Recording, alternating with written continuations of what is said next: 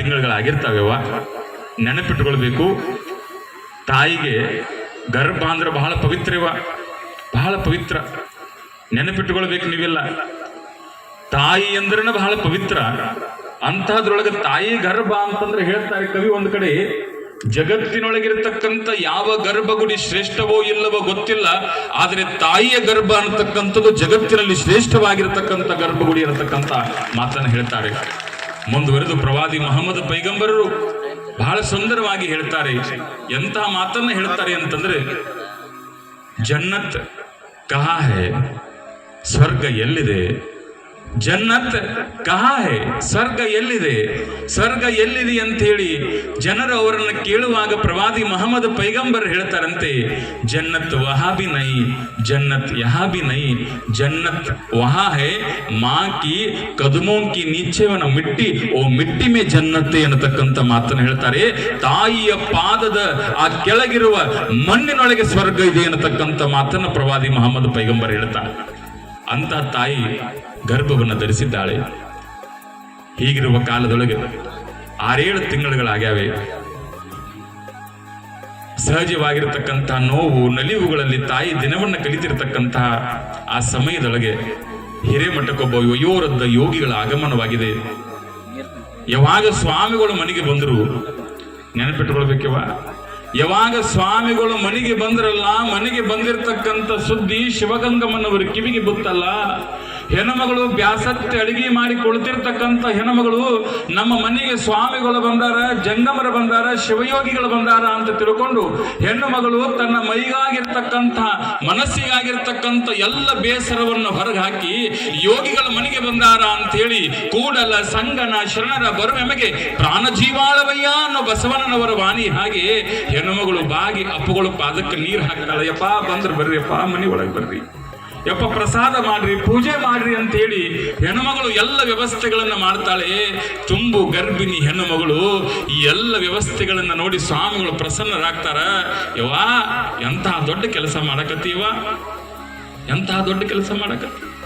ಒಬ್ಬ ಹೆಣ್ಣುಮಗಳು ಗರ್ಭವನ್ನ ಧರಿಸಿರುವ ಹೆಣ್ಣುಮಗಳು ನವಮಾಸ ನಿನ್ನ ಉದರದೊಳಗೆ ಕಟ್ಟಿಕೊಂಡಿರುವ ಆ ಕೂಸನ್ನ ಇಟ್ಟುಕೊಂಡು ಸಹಿತ ಇಂಥ ಅದ್ಭುತವಾಗಿರತಕ್ಕಂಥ ಸೇವೆ ಮಾಡಕತ್ತೀವ, ತಡಿಯವ ಮಗಳೇ ಅಂತಂದ್ರು.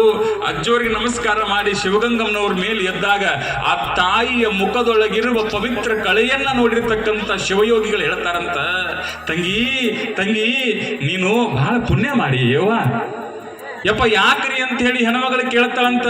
ಯಾಕಂತ ಏನ್ ಹೇಳೋದೇವ, ನಿನ್ನ ಹೊಟ್ಟಿ ಒಳಗೆ ಎಂತ ಮಗ ಹುಡ್ತಾನಂತಂದ್ರ ಇಡೀ ಜಗತ್ತನ್ನ ಬೆಳಗ್ತಕ್ಕಂಥ ಶಿವಯೋಗಿ ನಿನ್ನ ಗರ್ಭದೊಳಗೆ ಜನ್ಮವನ್ನು ತಾಳಿ ಬರ್ತಾನೆ ಅನ್ನತಕ್ಕಂಥ ಮಾತನ್ನ ಯೋಗಿಗಳು ಹೇಳಿದ್ರಂತ. ತಂಗಿ ಇನ್ನು ಚಿಂತೆ ಮಾಡಬೇಡವಾ, ಇಲ್ಲಿವರೆಗೆ ಏನು 2 ಮಕ್ಕಳು ಹುಟ್ಟಾರಲ್ಲ ಅಂತ ಮಕ್ಕಳನ್ನ ಅಂಥ ಮಕ್ಕಳಿಗೆ ಹುಟ್ಟೋದಿಲ್ಲ.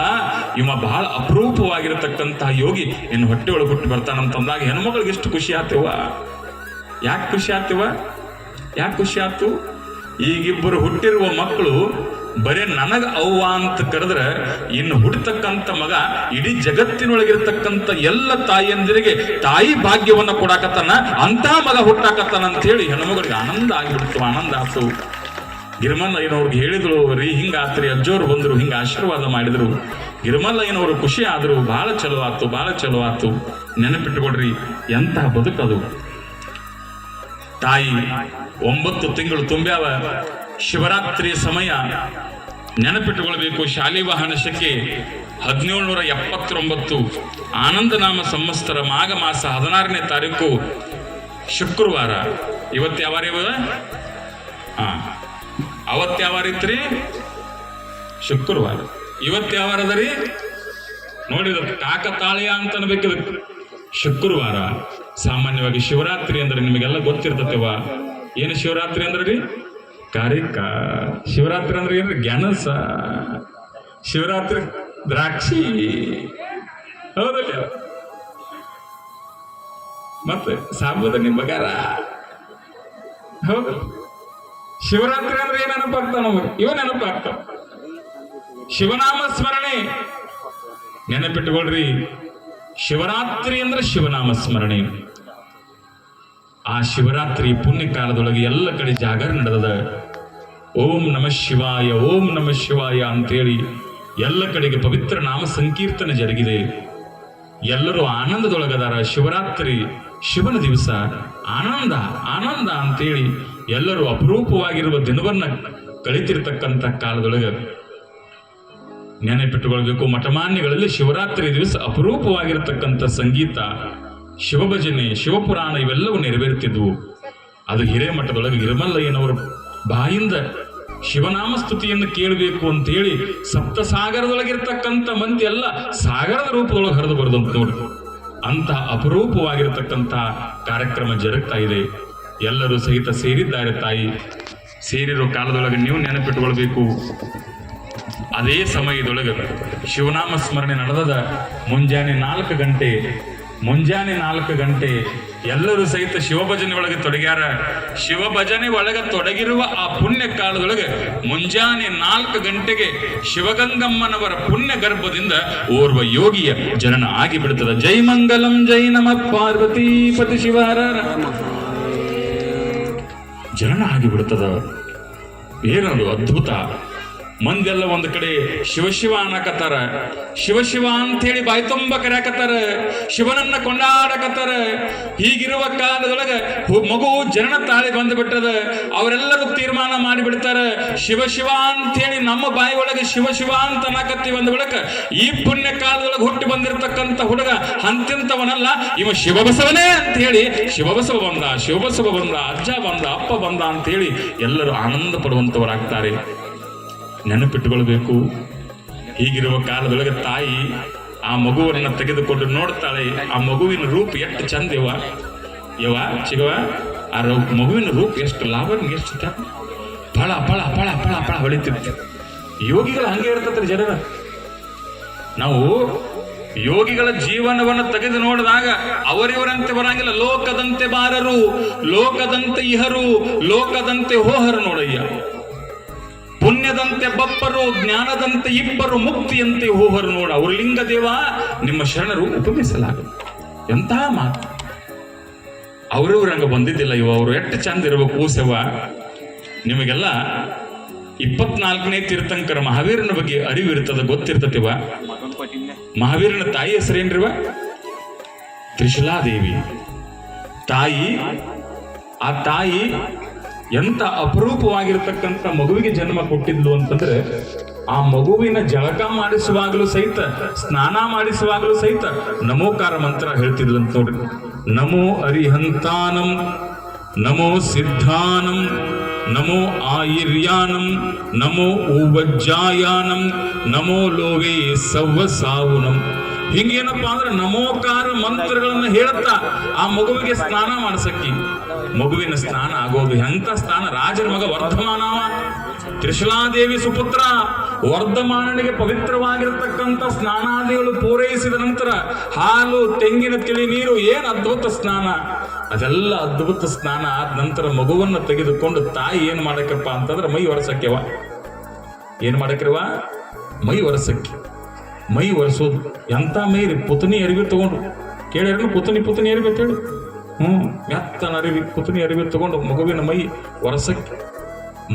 ಒರೆಸಕ್ಕಿ. ಕೆಟ್ಟ ಸೂಕ್ಷ್ಮ ಅದು ಶರೀರ, ಮಗುವಂದು ಹುಡುಗಂದು ಹಿಂಗೆ ಅದು ಹೆಚ್ಚಿಗೆದ್ರೆ ಕೆಂಪಾಗಿ ಬಿಡುದು ಮಹಾವೀರಂದು.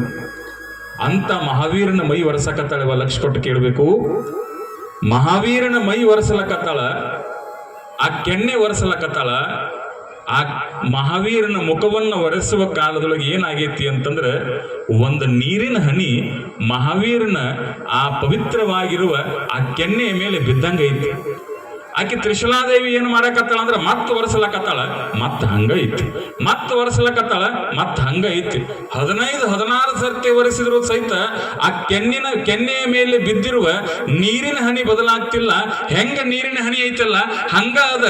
ಅವಾಗ ಆ ತೊಡೆಯ ಮೇಲೆ ತಾಯಿಯ ಮಡಿಲೊಳಗೆ ಮಲಗಿರುವ ಮಹಾವೀರ ಹೇಳ್ತಾನಂತ, ಯವ್ವ ಇನ್ನು ಒರೆಸಬೇಡ, ಉರಿತೈತಿ ಅಂದತ್ತ ಕೆನ್ನೆ. ಯಾಕ ಮಗನ ಅನ್ಲತ್ತಕ್ಕಿ? ಅಲ್ಲವ ನಾ ಭಗವಾನರಲ್ಲಿ ಆ ಜಿನವಾನಿ ತಾಯಿಯಲ್ಲಿ ಎಂತ ಪುಣ್ಯವನ್ನ ಬೇಡಿ ನಿನ್ನ ಉದರದೊಳಗೆ ಹುಟ್ಟಿ ಬಂದೀನಿ ಅಂತಂದ್ರ ಏನ ನೀರಂತ ನೀ ಒರೆಸಾಕತ್ತಿ ಅವ ಅದ ನೀರಲ್ಲ ನನ್ನ ತಾಯಿ.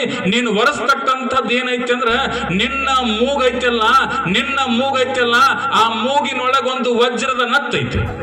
ಯವ್ವ ನಿನ್ನ ಮೂಗೈತೆಲ್ಲ, ಆ ಮೂಗಿನೊಳಗೊಂದು ವಜ್ರದ ನತ್ತೈತಿ. ಆ ನತ್ತಿನ ಬೆಲಕ್ಕೆ ಏನಾಗೈತಪ್ಪ ಅಂದ್ರ ನನ್ನ ಗದ್ದದ ಮೇಲೆ ಬಿದ್ದೈತೆವ್ವ, ಅದು ನೀರಿನ ಹನಿ ಅಲ್ಲ ನಮ್ಮವ್ವ ಅಂದತ್ ನೋಡ್ರಿ ವರ್ಧಮಾನ. ಅಂದ್ರ ಎಷ್ಟು ಚಂದ ಇರಬೇಕು ಅಂತ ಹೇಳಿ, ಹೌದಲ್ಲವ? ಚಂದ ಇರಬೇಕು ಅಂತೇಳಿ ಅಂತ ಸೊಬಗು, ಅಂತಹ ರೂಪ ಲಾವಣ್ಯಗಳನ್ನ ಹೊತ್ತುಕೊಂಡು ಬಂದಿರತಕ್ಕಂಥ ಶಿವಬಸವ ಯೋಗಿಗಳನ್ನು ನೋಡಿ ಸಪ್ತಸಾಗರದೊಳಗಿರ್ತಕ್ಕಂಥ ಎಲ್ಲ ಜನರು ಬಂದು ಆ ಮಗುವಿಗೆ ಕೈ ಮುಗಿದ್ರಂತ ನೋಡ್ರಿ. ಎಂತಹ ರಾಜಯೋಗದ ಕಳಾ ಕೂಸೈತಿದು ಅಂತ ಹೇಳಿ ಎಲ್ಲರೂ ಬಂದು ಕೈ ಮುಗಿಯಾಕತ್ತಾರ, ಎಲ್ಲರೂ ಬಂದು ಆನಂದ ಪಡಾಕತ್ತಾರ. ನೋಡ್ಬೇಕು ಅದೇನು ಸೊಬಗ್ಯವ. ಹೀಗಿರುವ ಕಾಲದೊಳಗೆ ಹುಟ್ಟಿ 13ನೇ ದಿವಸಕ್ಕೆ ಏನು ಇವತ್ತು ನಮ್ಮ ದಿವಸ ಕಡಿಮೆ ಅದಾವ, 5 ದಿವಸ ಕಾರ್ಯಕ್ರಮ ಇರೋದ್ರಿಂದ ಅವಾಗ 13ನೇ ದಿವಸಕ್ಕೆ ನಾಮಕರಣ ಮಾಡಿದ್ರು. ಆವತ್ತು 13ನೇ ದಿವಸಕ್ಕೆ ಮಾಡ್ಯಾರ, ನಾವಿವತ್ತು 2ನೇ ದಿವಸಕ್ಕೆ ಮಾಡ್ತಾ ಇದ್ದೀವಿ ಅಂತಂತ ಹೇಳಿ ಯಾರೋ ತಪ್ಪು ತಿಳ್ಕೊಳಕ್ ಹೋಗ್ಬೇಡ್ರಿ. ದಿವಸ ಕಡಿಮೆ ಅದಾವ ಅಂತ ಮಾಡಕತ್ತೀವಿ. 13ನೇ ದಿವಸಕ್ಕೆ ಸದ್ಗುರುಗಳನ್ನು ಕರೆಸಿ ಅವರ ಲಿಂಗ ಹಸ್ತದಿಂದ ಮಗುವಿಗೆ ದೀಕ್ಷೆಯನ್ನು ಕೊಡಿಸಿ. ನೋಡ್ರಿ ನಮ್ಮ ಧರ್ಮ ಎಷ್ಟು ಪವಿತ್ರ ಐತಿ, ನಮ್ಮ ಆಚಾರಗಳು ಎಷ್ಟು ಪವಿತ್ರ ಅದಾವ ನೋಡ್ರಿ. ಮಗುವಿಗೂ ದೀಕ್ಷೆಯನ್ನ, ಸಂಸ್ಕಾರವನ್ನ ಆ ಮಗುವಿಗೆ ಎರೆದು ನೀನು ಬರೇ ಈ ಭವದೊಳಗೆ ಬಂದು ಬೀಳಾಕ್ ಬಿದ್ದಿಲ್ಲಪ್ಪ, ನೀನು ಶಿವ ಪ್ರಪಂಚದ ಶಿವಶಿಶು ಅಂತ ಹೇಳಿ ಆ ಮಗುವನ್ನ ಎತ್ತಿಕೊಳ್ಳುವ ಕಾರ್ಯವನ್ನ ಗುರುಗಳು ಮಾಡ್ತಾ ಇದ್ದಾರೆ. ಆ ಮಗುವಿನ ತಲೆ ಮೇಲೆ ಹಸ್ತ ಮಸ್ತಕ ಸಂಯೋಗ ಮಾಡಿ ಆ ಮಗುವಿನ ಅಂಗದ ಮೇಲೆ ಲಿಂಗವನ್ನು ಧಾರಣೆ ಮಾಡಿ ಮಗುವಿಗೆ ಸಂಸ್ಕಾರವನ್ನು ಕೊಟ್ಟರು. ನೆನಪಿಟ್ಟುಕೊಡ್ರಿ, ಹುಡುಗ ಬೆಳೀತಾ ಇದೆ, ಸಂಸ್ಕಾರವನ್ನು ಪಡೆದಿರ್ತಕ್ಕಂಥ ಕೂಸು ಬೆಳೀತಾ ಇದೆ, ಮನೆಯೊಳಗೆ ಆನಂದ ತುಂಬಿದ. ನೆನಪಿಟ್ಟುಕೊಳ್ಬೇಕು ನೀವೆಲ್ಲ, ಹೆಂಗ ಕೂಸು ಬೆಳೀತಂದ್ರೆ ಇವ ಆ ತಾಯಿ ಸಂಸ್ಕಾರ ಹೆಂಗ ಕೊಟ್ಟಿದ್ಲು ಅಂತಂದ್ರೆ, ನೊಂದವರ ನೋಯದವರೆತ್ತಬಲ್ಲರು.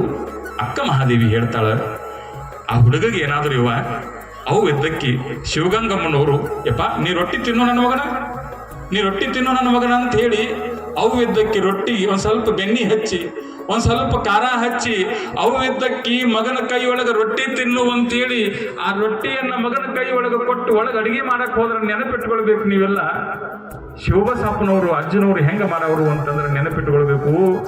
ಯಾವ ತಾಯಿ ರೊಟ್ಟಿ ಕೊಟ್ಟಿದ್ಲಲ್ಲ, ಆ ರೊಟ್ಟಿಯನ್ನ ಮನಿ ಮುಂದೆ ಬಂದು ಯಾವ್ದಾದ್ರು ಬಡ ಹುಡುಗ ಆ ರೊಟ್ಟಿಯನ್ನ ನೋಡಿ, ಯಪ್ಪ ನನಗೂ ಹಸುವಾಗ್ಯಾವು ಅಂತೇಳಿ ಅವನ ಮನಸ್ಸಿನೊಳಗೆ ಅಂದ್ಕೊಂಡ್ರೆ ಸಾಕು. ನೋಡ್ರಿ, ಬಾಯಿ ಬಿಚ್ಚಿ ಕೇಳೋದಲ್ಲ, ಒಂದಿಷ್ಟು ಆ ರೊಟ್ಟಿಯನ್ನ ಕಣ್ಣೆತ್ತಿ ನೋಡಿದ್ರೆ ಸಾಕು. ಸಣ್ಣ ಬಾಲಕನಾಗಿರ್ತಕ್ಕಂಥ ಶಿವಬಸವಜ್ಜನವ್ರು ಏನ್ ಮಾಡೋರಪ್ಪ ಅಂದ್ರ ಆ ರೊಟ್ಟಿಯನ್ನು ತೆಗೆದುಕೊಂಡು ಆ ಹುಡುಗನಿಗೆ ಕೊಟ್ಟು ಬಿಡೋವಂತ, ನೀನ್ ತಿನ್ಕೊಂಡು ಹೋಗುವ, ನಾವು ನೀ ತಿನ್ನು. ನೋಡ್ರಿ ಎಂತ ಸಂಸ್ಕಾರ. ತಾನು ಉಣಬೇಕಾಗಿರ್ತಕ್ಕಂಥ ರೊಟ್ಟಿ, ತಾನು ತಿನ್ನಬೇಕಾಗಿರ್ತಕ್ಕಂಥ ರೊಟ್ಟಿಯನ್ನ ಮನೆಗೆ ಮುಂದೆ ಬಂದಿರತಕ್ಕಂಥ ಹುಡುಗನ ಹಸಿವನ್ನು ನೋಡಿ ಕೊಡ್ತಾರಲ್ಲ. ನೀವು ನೆನಪಿಟ್ಕೊಳ್ಬೇಕು, ಇಂತಹ ಯೋಗಿಗಳು ಅವರು ಬಾಲ್ಯದೊಳಗೇ ತಮ್ಮ ಅಪರೂಪವಾಗಿರ್ತಕ್ಕಂಥ ಲೀಲೆಗಳನ್ನು ತೋರಿಸಲಿಕ್ಕೆ ಪ್ರಾರಂಭ ಮಾಡಿದರು. ಸಂಸ್ಕಾರವನ್ನು ಪಡ್ಕೊಂಡು ತಾಯಿಯ ಆ ಅಪರೂಪವಾಗಿರತಕ್ಕಂತಹ ಆ ಛಾಯಾ ಪ್ರಪಂಚದೊಳಗೆ ಮಗು ಬದುಕ್ತಿತ್ತಲ್ಲವ, ಏನದ ಆನಂದ. ನೆನಪಿಟ್ಟುಕೊಳ್ಬೇಕು. ಹುಡುಗ ದೊಡ್ಡವನಾಗ್ತಾ ಇದ್ದಾನೆ. ದೊಡ್ಡವನಾಗಿರ್ತಕ್ಕಂಥ ಹುಡುಗನಿಗೆ ತಾಯಿ ಅಪರೂಪವಾಗಿರ್ತಕ್ಕಂಥ ಆರೈಕೆಗಳನ್ನು ಮಾಡ್ತಾ ಇದ್ದಾರೆ. ಎಲ್ಲವೂ ಸಹಿತ ಸುಂದರವಾಗಿ ಜರುಗತಕ್ಕಂತಹ ಆ ಕಾಲದೊಳಗೆ ಗುರುಗಳು ಏನಂತ ಹೇಳಿದ್ರಿ? ಇದು ಮನೆ ಒಳಗಿರೋದಲ್ಲವ, ಇದು ಮಠದಾಗಿರೋದು. ಇದು ನಿಮ್ಮ ಹಾಗೆ ಸಂಸಾರವನ್ನ ಮಾಡಿ ಭವದಾಗಿ ಬೀಳಕ್ಕೆ ಬಂದಿಲ್ಲ. ಈ ಮಗುವನ್ನ ತೆಗೆದುಕೊಂಡು ಏನ್ ಮಾಡ್ಬೇಕಪ್ಪ ಅಂದ್ರೆ ಮಠಕ್ಕೆ ತರಬೇಕು ಅನ್ನತಕ್ಕಂಥ ಆದೇಶವನ್ನ ಗುರುಗಳಿಂದ ಪಡೆದಿದ್ರು. ನಿಮಗಿಲ್ಲೇ ನದಿ ಇಂಗಳಗಾವ ಅಂತ ಐತೆವ, ನದಿ ಇಂಗಳಗಾವದೊಳಗು ಹೀಗೆ ಆಗಿರ್ತದ. ಅಥಣಿ ಮುರುಗೇಂದ್ರ ಶಿವಯೋಗಿಗಳ ತಂದೆ ಆಗಿರ್ತಕ್ಕಂಥ ರಾಚಯ್ಯ ನೀಲಮ್ಮನವರಿಗೂ ಸಹಿತ 2 ಮಕ್ಕಳು ಹುಟ್ಟಿರ್ತಾರ. 2-3 ಜನ ಮಕ್ಕಳು ಹುಟ್ಟಿರ್ತಕ್ಕಂಥ ಕಾಲದೊಳಗೆ ಅವರೂ ಸಹಿತ ಒಬ್ಬ ಯೋಗಿಯ ಜನನ ಆಗಲಿ ಅಂತ ಭಾವಿಸ್ಕೊಳ್ತಾರ. ಯೋಗಿಯ ಜನನ ಆಗಲಿ ಅಂತ ಭಾವಿಸ್ಕೊಂಡು ಅವರೂ ಸಹಿತ ಮೋಟಗಿಯ ಮಠದ ಮುರುಗೇಂದ್ರ ಮಹಾಶಿವಯೋಗಿಗಳಲ್ಲಿ ಭಕ್ತಿಯಿಂದ ಬೇಡಿಕೊಂಡು ಹಡೆದಿರ್ತಕ್ಕಂಥ ಕೋಸ ಯಾವ್ದಪ್ಪ ಅಂದ್ರ ಅಥಣಿಯ ಮುರುಗೇಂದ್ರ ಶಿವಯೋಗಿಗಳು ಅನ್ನತಕ್ಕಂಥದನ್ನ ನೀವೆಲ್ಲ ನೆನಪಿಟ್ಟುಕೊಳ್ಬೇಕು. ಅಂತ ಅಪರೂಪವಾಗಿರತಕ್ಕಂತಹ ಕಾಲದೊಳಗೆ ಶಿವಯೋಗಿಗಳ ಜನನ ಈ ರೀತಿ ಆಯ್ತು. ನೀವೆಲ್ಲ ಏನ್ ಮಾಡ್ತೀರಪ್ಪ ಅಂದ್ರೆ ಶಿವಯೋಗಿಗಳಿಗೆ ನಾಮಕರಣ ಕಾರ್ಯಕ್ರಮ ಐತಿ. ಏನ ಸಂತಿ ಮುಗಿಸ್ಕೊಂಡು ಸಣ್ಣ ನಂಗೆ ಮಂದಿ ಬರಾಕತ್ತೇವ, ಆ ಮಂದಿ ಎಲ್ಲ ಬರ್ಲಿ. ಇಲ್ಲಿ ಅನೇಕ ಜನ ಪೂಜ್ಯರು ಮಹಾಸ್ವಾಮೀಜಿಯವರ ಆಗಮನ ಆಗಿದೆ. ಅವರೆಲ್ಲರ ಆಶೀರ್ವಚನದ ಸೊಬಗನ್ನು ನಾವೆಲ್ಲರೂ ಸಹಿತ ಉಣ್ಣೋದಿದೆ. ಅದನ್ನೆಲ್ಲವನ್ನು ಸಹಿತ ನಾವು ಆಸ್ವಾದಿಸೋದಿದೆ ಅಂತಕ್ಕಂಥ ಮಾತನ್ನ ಈ ವೇದಿಕೆ ಮೂಲಕ ಹೇಳ್ತಾ, ಇಂತಹ ಒಂದು ಅಪರೂಪವಾಗಿ ನೆರವೇರಿಕೊಂಡು ಬಂದಿರತಕ್ಕಂಥ ಪ್ರವಚನ ನಾಳೆಯಿಂದ ತಾಯಂದಿರೆಲ್ಲರೆಲ್ಲ ವಿನಂತಿ ಮಾಡ್ತೀವಿ. ಸರಿಯಾಗಿ ನೀವೆಲ್ಲ 6:30ಕ್ಕೆ ಈ ವೇದಿಕೆಗೆ ಬರಬೇಕು. 6:30ಕ್ಕೆ ಈ ವೇದಿಕೆಗೆ ಬಂದ್ರೆ ಸರಿಯಾಗಿ 7 ಗಂಟೆಗೆ ನಾವು ಪ್ರವಚನವನ್ನು ಪ್ರಾರಂಭ ಮಾಡ್ತೀವಿ. 7 ಗಂಟೆಗೆ ಪ್ರವಚನ ಪ್ರಾರಂಭ ಆಯ್ತು ಅಂದ್ರೆ 8 ಗಂಟೆಗೆ ಪ್ರವಚನ ಮುಗಿತೇವೆ. ಅರ್ಧ ಗಂಟೆ ಪೂಜ್ಯರ ಆಶೀರ್ವಚನ, ಅರ್ಧ ಗಂಟೆ ಅತಿಥಿಗಳ ವಿಶೇಷವಾಗಿರತಕ್ಕಂಥ ಉಪನ್ಯಾಸ, ಎಲ್ಲ ಕಾರ್ಯಕ್ರಮಗಳ ಮುಕ್ತಾಯದ ನಂತರ ಮಹಾಪ್ರಸಾದ 9 ಗಂಟೆಗೆ ನೆರವೇರುವುದರಿಂದ ನೀವೆಲ್ಲರೂ ಸಹಿತ ನಾಳೆ ಸರಿಯಾದ ಸಮಯಕ್ಕೆ ಬರ್ತೀರಿ ಅನ್ನತಕ್ಕಂಥ ಮಾತನ್ನ ತಮ್ಮಲ್ಲಿ ವಿಜ್ಞಪ್ತಿ ಪಡಿಸ್ತಾ, ಇದೆಲ್ಲ ಪೂಜ್ಯರ ಆಶೀರ್ವಚನದ ತರುವಾಯ ಏನಾಗತ್ತಂದ್ರೆ ಈ ನೀವು ಹೆಸರಿಡತಕ್ಕಂಥ ಕಾರ್ಯಕ್ರಮ ಎಲ್ಲ ನೆರವೇರ್ತಾವ್ರಿ.